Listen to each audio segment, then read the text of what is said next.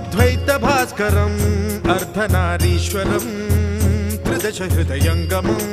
चतुर्दधिसङ्गमं पञ्चभूतात्मकं षट्शत्रुनाशकं सप्तस्वरेश्वरं अष्टसिद्धीश्वरं नवरसमनोहरं दशदिशासु विमलम्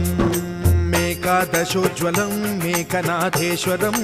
प्रस्तुतिवशङ्करं प्रणतजनकिङ्करं दुर्जनभयङ्करं सज्जनशुभङ्करं